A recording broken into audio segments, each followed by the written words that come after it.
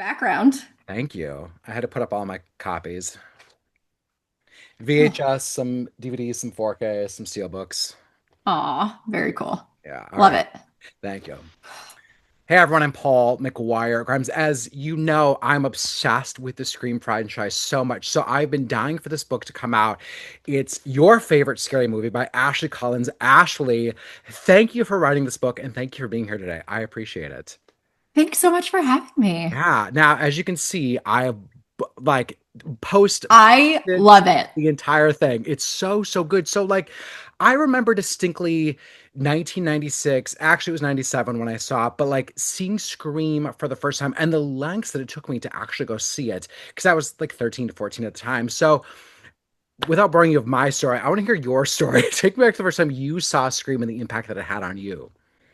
So I saw it sometime 1997 as well, VHS Yeah. at my house. I still don't know why we got it on VHS when I was that age. Because I was 12 when it came out, 13 around the time that it would have been out on VHS. And I hadn't really watched much horror up to that point. I had seen like Indiana Jones, like Temple of Doom is pretty scary, and I loved it. But I don't know. I can't remember why we had it. All I know is that we had it. And the fact that I didn't just totally wear that VHS tape out, it was still functional, is kind of miraculous because I watched it so much. Yeah, absolutely. I remember when it came out in theaters. I'll give you the Reader's Digest version of this.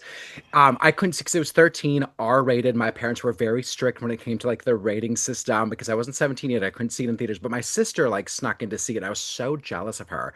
And then when it came to VHS, I think my parents had like softened up a little bit. And then like when it came to Blockbuster at that time, you couldn't buy movies right away. Like video stores got that VHS and you had to like rent it or try to wait for like a previously viewed copy. And I remember like calling Blockbuster to see like, is it on your previously viewed shelf yet? And they said yes. So I grabbed it, bought it, and then my sister and I watched it, and like forever had this impact on me. And then by the time Scream 2 came out in 97, which was Rush, and you covered that in the book, I was able to see it opening weekend with my aunt and uncle and was like excited by the Entertainment Weekly cover with the four women on it. Like it's all of these impact like things I remember so much. So why do you love this franchise so much to the point where like you wrote an amazing book about it? It's the first, I guess, adult, for lack of a different way to explain this, movie that I loved, right? Because when you're younger, you watch a lot of animated stuff. There were a lot of kids' movies that I enjoyed, but this was the first thing that I saw that, wasn't really made for me at, preteen age, but I loved it. It was so different and so scary and so funny and rewatchable. Like the lines in that movie, the dialogue, the characters felt like real high schoolers who I kind of wanted to be like. And, not the murdering part, but the Right. otherwise being cool part. And it just was such a real world, which wasn't something that existed in horror up until that point anyway. Yeah. I think people forget going into this era of the 90s that like getting into 96, and you cover this really well, that the horror genre really died out. Like people were sick of it. It was very copycat movies over and over again. And then Kevin was determined to write this idea that he had. And I think I know so much about the Scream franchise, but like the nuggets of wisdom that you got and the things that you share are like remarkable to me. My favorite musical is Into the Woods by Stephen Sondheim. I know that musical so well, and to see it come up in about one of my favorite movies is mind-boggling to me. So, talk to me about like, did you know that as well? How does Into the Woods come into play with Scream? So Kevin Williamson had a few sources of inspiration for this. One, he loves Halloween, loves slashers, loves storytelling. And so it's not entirely surprising to me that one of the sources of inspiration would be a musical and just the way that his brain works. But he had written a one act play in college about a girl who gets a creepy phone call while babysitting, I think. Now I'm like second guessing myself. He'd written a one act play in college and forgot about it. And then years later, he is waiting for Killing Mrs. Tingle to be made, and it's not really going anywhere. And he's feeling frustrated, and he wants to make people feel like how he felt when he saw Halloween. So he's house sitting, and the story about a real serial killer is on the news. And he sees an open window and he's like, has that been open the whole time? And he calls his friend, and his friend starts messing with him, and they start talking about scary movies. And a light bulb goes off. And he's like, I can destruct, I can deconstruct horror movies the way that Into the Woods deconstructs stories. And so he didn't have the one act play, but it was in his memory. And he wrote an outline, and then he went off to Palm Springs and shut himself in a condo and sat down and wrote Scream. I love the just the push toward it and like the cleverness because Sondheim and James Lapine are such genius lyricists and writers. They have such a gift with words, and I think Kevin Williamson has that same type of gift of like making it so specific and real that anyone can relate to these characters. I mean, Randy to me is like the same as who I am. Now, let's go back to like you get this assignment or you want to make this book about the Scream franchise. How do you even begin to like sit down and figure out where do I want to start with this? Is it chronological order? Is there a specific bent to like how I want to share this story? So, how do you sit down to tell this story? So I always planned on chronological. Mhm. Initially, I thought about only doing the Wes Craven movies because it would be a contained thing, because this franchise is still alive and ongoing. And I didn't want to find myself in a situation where the second another movie comes out, my book is obsolete. Mm, So I thought about doing that and then incorporating the people who were working on the new movies by having them talk about the originals, right? mhm. But then my first couple of interviews were with people who are working on the new movies. And I'm like, no, they're too good. They're too good. And so I sat down and sort of replotted out my plan. And instead of having Scream 1 through 4 and ending on Wes Craven, I decided to use the tribute to Wes Craven's legacy as a bridge because he sort of was, right? Like everybody who makes Scream 5 and beyond was a fan of Wes Craven's and was a fan of his Scream films. And they were constantly thinking about that as they were creating these. And so it fit like a natural bridge. And so before I even really got started on this, I sort of re envisioned the layout and like it was such a crazy process. And I was continually blown away by how nice all of these people are. It sounds like such a boring thing to say, but not everyone in Hollywood is nice. And the Scream franchise, the people in it are truly just special, wonderful humans. And I have loved every second of this. Yeah, I mean, I've gotten the chance to interview the cast of Scream 5 and Matthew Lillard for The Life of Chuck, and you feel that love in these interviews for the franchise, and you feel that love for Wes Craven. And I even talked to Alison Brie recently for Together, and she talked about like the lessons that she learned from Wes. So I think it's I love when you feel their down to earthness and their love for a franchise because you could find those actors that would be jaded or be like, I don't want to talk about that movie that made me famous. Like they're all over the place. But the fact that Nev and Courtney still and Skeet, like they all still want to do this and are still so reverent about that really speaks volumes of Wes, Kevin, that original team. And I love that you're including the new movies in there because they are really well done and you can feel that love in them and the whole kind of tagline for five was for West, and you see that throughout all of five. It's so special. I'm curious, were there things that you didn't know about that you were surprised to learn as you were doing all these interviews? And like what sticks out to you? Like, I had no idea that was the truth of the matter. There was a lot I didn't know.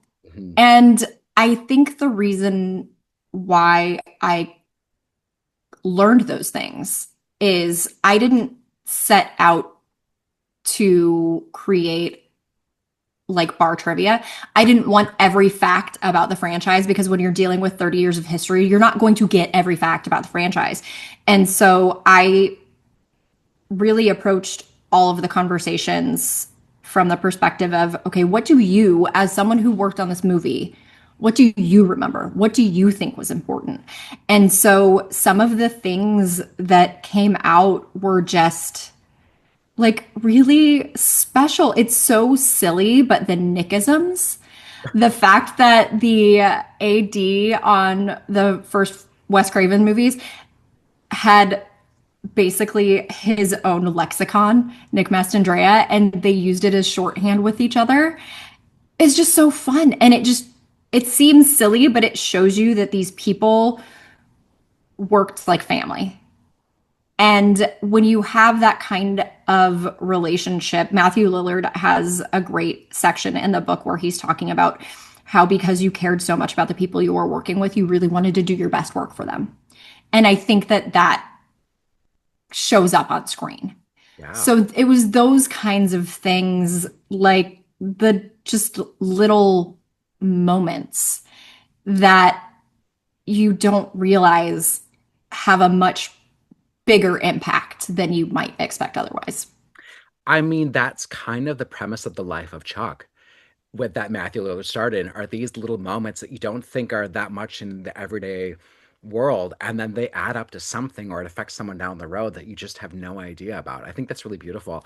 You got to interview Kevin Williamson, and he has the little blurb on the cover, which is so special. So, like, what did you take away from those conversations with Kevin?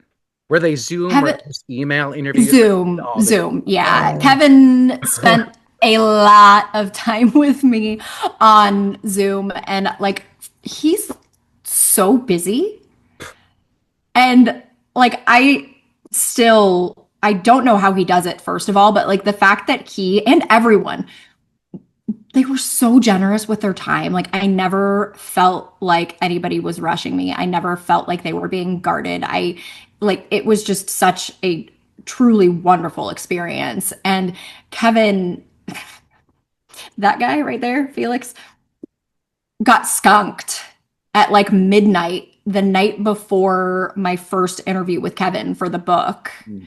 And so I was like running to Walgreens at midnight to get Dawn dish soap and peroxide and whatever else the vet said to like de-skunk my dog. God. And like so I'm exhausted and stressed out and like he's just so easy to talk to. And he has such obviously a personal connection with this franchise because he created it. But his involvement has been different for each of the movies. And so his experience and his relationship with each of the movies is very different. So some of the conversations with Kevin were hard, right? Like I didn't shy away from hard conversations and neither did he because there are some sad moments in here, but there is also like a lot of joy as well. And he created something so special. And when I tell you, I was just thrilled to find out he was going to be directing Scream 7. Like, I couldn't have asked the universe for a better moment for the franchise or for the book. Yeah, you're right about all these different like relationships that he has with the movies, and I think something I was really fascinated by when reading the book was about how Bob Weinstein is such a dick. Like he basically kind of ripped this franchise out from him. And yeah, he was busy with Dawson's Creek and then did Teaching Mrs. Tingle. And he had another show like around that same time. And to think like the studio just didn't care about his voice to like go with three and three, like is better than I think people actually give it credit for. I've like rediscovered it over like since the pandemic, and you even write about that in the book as well. But knowing that he still is wanting to be a part of five and then six, coming back for four, even though four was a writing nightmare and all the different writers are a part of four that you go into, and then to now direct seven, I think is really special that he can like process all that and then like continue to move on and do the franchise instead of being kind of jaded by it, which I think so many people in Hollywood is jaded, could be jaded about and not want to return. Like, do you feel that way? Like he is kind of at peace with some of the stuff that you talk about in the book? Right? Like, I don't want to put words in his mouth, but like, I don't think he ever would have come back for four if Wes was not there. Right. That relationship is what got him back at all. He had an idea, but like, after what he had gone through on three, to be willing to come back, I don't think he would have done it without Wes. And then to have four leave him in an even worse relationship with the studio because of how he was treated, it took a lot to get him back into the fold for five. And at some point, he said, somebody asked him, "Do you really just want to go see Scream 5 in theaters as, some other guy with a ticket?" And the answer was no. Mhm.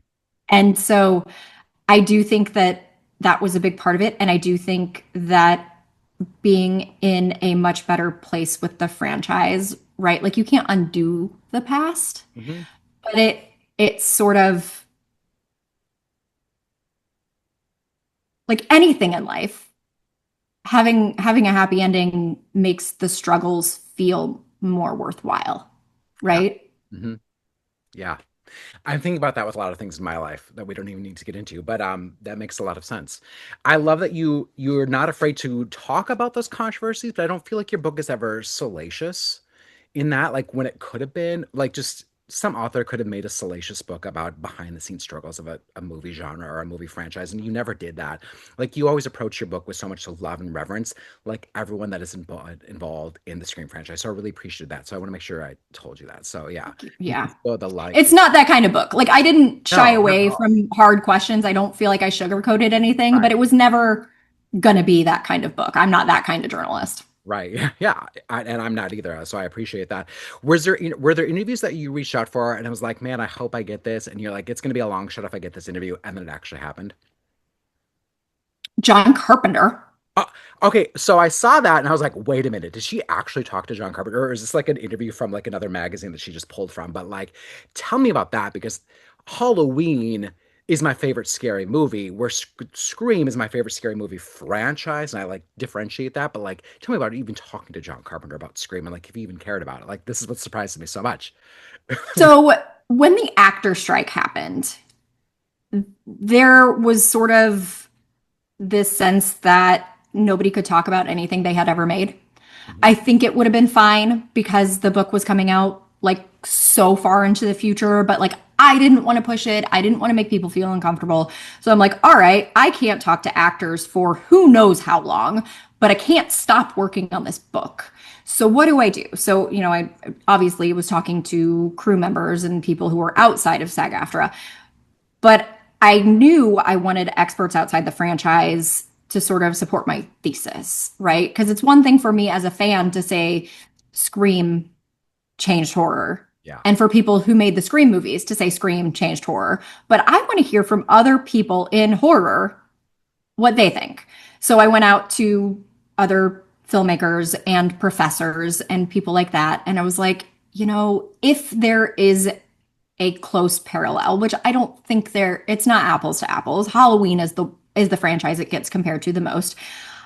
I'm just gonna see what happens. And John Carpenter said yes, like instantly within 24 hours. And we zoomed, Oh, and he was delightful. And it was just so interesting to talk to him about horror. He was very hesitant to critique someone else's work, which was interesting yeah. because so many people are just like eager to do that. But like, he didn't really want to like opine at length on Wes Craven's work, but he was willing to talk about Wes Craven as a person, as a filmmaker. He was willing to talk about his own work. And, there were a lot of ways that apply. Like he never thought Halloween was going to be a franchise. He didn't think there was any story left. Mhm. And so it was a fascinating conversation with him about horror and fear and filmmaking. And just beside myself that he said yes. And then obviously I was thrilled at every single person who said yes. Kevin Williamson was the one person I felt like I couldn't do this without. Nev Campbell was a very close second. So those were two of the ones that I was just like, oh, thank God. But like people were delightful. The fact that Meryl Streep is quoted in my book is just insane as well. She answered via email. I'm just like, These are like I know this feeling because there's people that I've looked up to my entire life. And when you get the chance to interview them for a press junket or whatever it may be, it's like, is this my life? Is this happening? Like, how do I even like deal with this in the moment that someone that I've looked up to is now talking to me? It's a crazy phenomenon. So I totally get it. And I love that Wes is very passionate about music of the heart. In order to put that into, I think, one of his contracts, maybe for two or three, like, you still need to make this movie of mine if I'm going to go and do this. yeah, And it's a great movie. it is. Yeah. It really is. There's a line in Scream 5, Mindy has it, and Jasmine Savoy Brown is so great, about wanting to watch Stab, even though it's about her uncle getting, you know the scene, obviously. So why do you think we love watching Scream as like comfort movie? Like, this comes up quite a bit in life, and we go to these horror movies for comfort when they're anything but comforting. I think one of the things about Scream, there are two answers to this question. Yeah. One is, despite the fact that these are very grounded, possible stories, right? Like, except for the costume, people murder loved ones all the time. Hmm. Like, people, it's like domestic violence, very real. Crimes are often committed by people you know. So the idea that somebody would be terrorizing you and killing people around you and trying to kill you, and that it's not some stranger, it's not some monster, it is someone you know, is deeply terrifying. But because it's happening in a costume, there's this like weird psychological safety net there. And also, they are not just slasher movies. They are whodunits with comedy and stabbing. So it's a little bit like this hybrid that lets you be afraid, but also laugh and also think, gives you a different experience than when you're sitting down to watch something that is just sad or just scary. Like it takes a lot to get me to sit through like a 2.5 hour drama. Like, Mm. no thanks. I don't want to be, I don't want to sit there and be sad for 2.5 hours. Like, But yeah. so movies like this feel a little bit like an escape because it's reality adjacent. Mhm. So it's like experiencing horrible things that do actually happen in real life, but one, that it's not happening to you, so you're going to be fine, and two, that some of the people that you care about in the story are also going to be fine. So Mhm. it's like there's something comforting in that, and knowing that it's going to be bittersweet and it's going to be awful at points, but at the end you're going to feel something near relief, I guess. I know it's such a crazy phenomenon to like put into words, but I get it. Like, number of times I'll just lay on the couch and watch Scream, and my husband is like, "You're watching Scream again?" I'm like, "Yes, obviously." Like what else would I be watching? It's like the movie that I carve pumpkins to. Like, it's such a part of my like year-round life is this franchise, and I think Kevin has written such distinct characters and found the right cast, and they managed to somehow do that for 6 movies. Like it's kind of mind-boggling to me that they've been able to get away because I study the Halloween franchise, and that is like up and down completely. But in order to get like Nev and Courtney and David be such a part of it, and for you to then think about the who done it in every movie and think they're not going to replicate this because they've already have done that, so now who is it going to be? And to continue to play on each of the, whether it's the remakes in 4 or the requels in 5, and then the 6 being franchises, like there's always that new meta commentary, and it's always ahead of itself too. And you're right, like the scary reality of, like, especially Scream 2's opening of just getting killed in a movie theater, having no one even know about it until it's too late, is trippy, you I know. still think about Scream 2 every single time I go to a restroom in a movie theater. I Every time. right. Yeah. It's I saw Weapons yesterday and thought about that because the theater was full of people for this scary movie. And I thought, like, it made me think about the opening of Scream 2 in a way that I just hadn't in recent memory. It's cuckoo. Yeah, It's I had no idea. That was one of the fun things that I learned through working on this. I had no idea that Tom Hanks' first movie was a slasher. I I completely forgot that. And that was like one of the inspirations for the opening of Scream 2. Yeah. It's and Jada, and like it's such a great opening and different than the first, and then that idea of watching Stab I thought was so clever. I'm curious, you visited the set of Scream 7, right? Because you have pictures in the book, which I was like, these no one has seen these photos yet. You write a lot about the evolution of Scream 7. I love that we're kind of in that a good place. People are like, what do you think is going to happen with Scream 7? Are you excited about this? And I was like, yeah, absolutely. And here's my dissertation why. So what are you actually most looking forward to with Scream 7? And what did you take away from visiting the set? I'm really excited for a Sydney story Yeah. because we haven't had a true Sydney story since Scream 2. Hmm. And she's such a good character. Like she's interesting and she's relatable. And Nev is just so talented. So I'm excited to get back to sort of like the origins and see a Sydney Prescott story. And from what I saw on set, like I'm obviously not going to spoil anything, Right. Obviously. but I was there for night shoots, which are just like you hear people talk about them. And I heard so many people tell stories about working nights on the earlier movies. Mm, And then to experience it, the energy is just like crazy. And obviously it's work, right. right? But people seemed really happy to be there.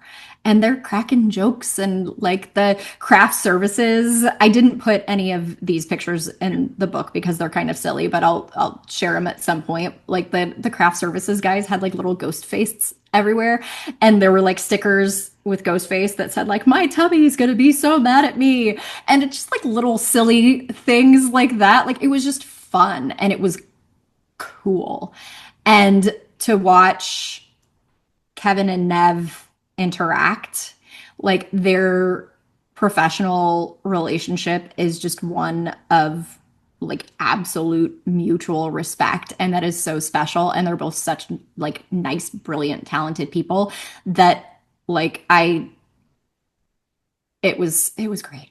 Oh my God. I cannot wait. Do you have any intel on when we might see a trailer? I actually don't, Hmm. and I haven't asked. I want to, like I don't want to be. I'm trying to think of the way they answer this. Like I don't know when the trailer is coming. Hmm.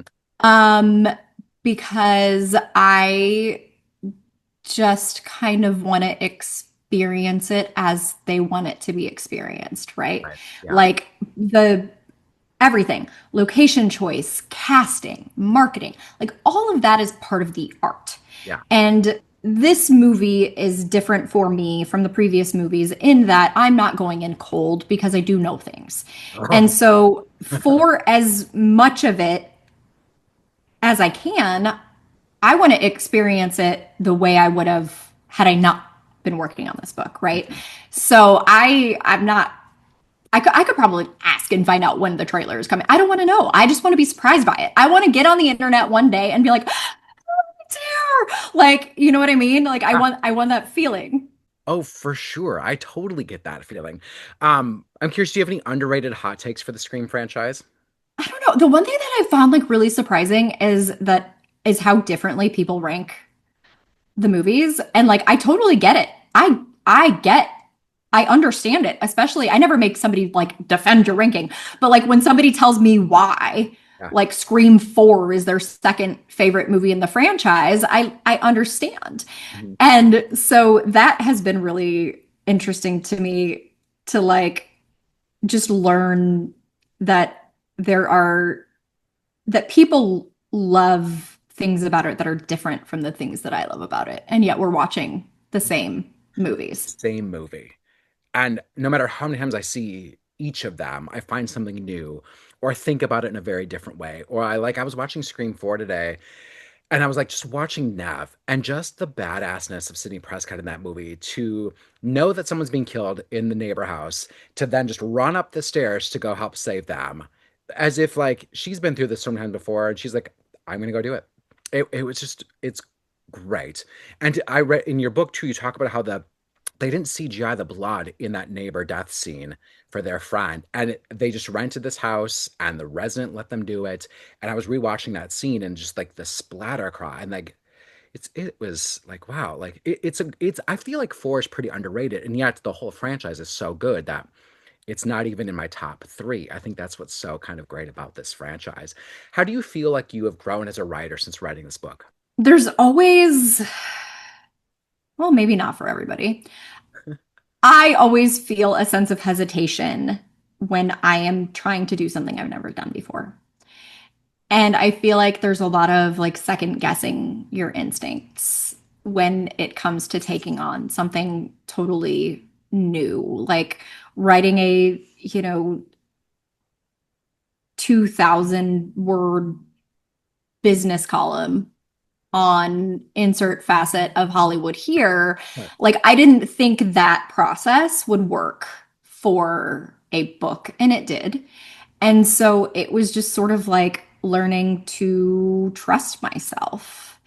And I'm still working on like accepting compliments, Oh, right? Like it's hard. And like people are probably going to eye roll, but like most people I know who have creative jobs have some degree of imposter syndrome.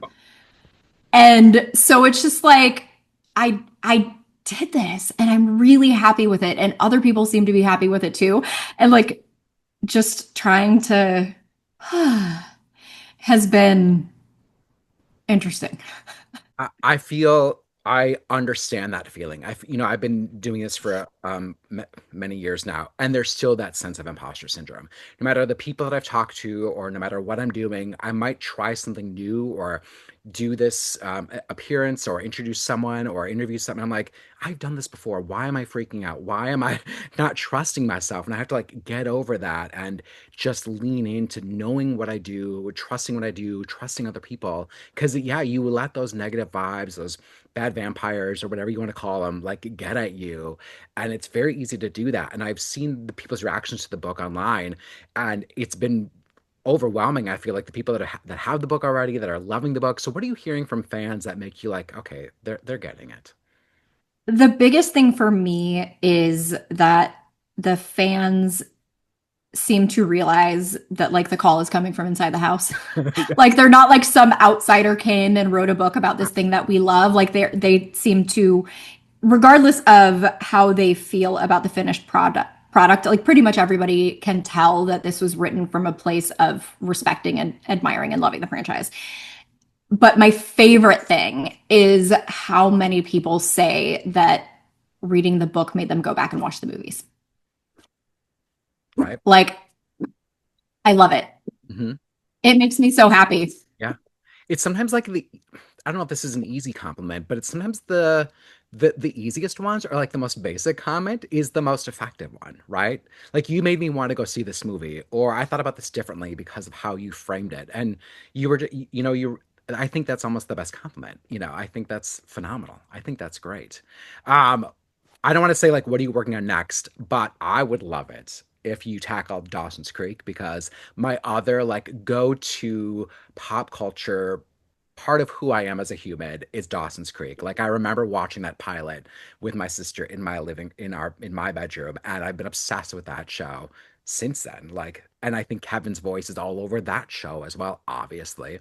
So it was great when you included little nuggets about Dawson's Creek in the book as well, because no, it Yeah. Kevin was doing both at the same time, and I think it's remarkable. But I do know that my agent is trying to like wants that thing to exist. And he wanted a screen book to exist and look where we are now. Yeah. So I may send him your direction.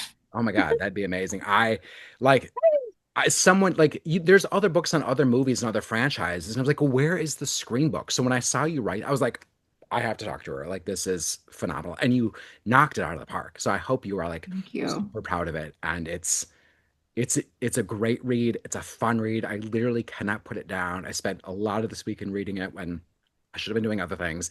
And again, like when you're that passionate about it, you can read it on the page. And as a viewer, as someone that loves Scream, it's great to learn even more and to get all the insights that you did. So I appreciate it. So thank you. Your favorite Scary Thank Movie. you. You're welcome. Thanks, Ashley.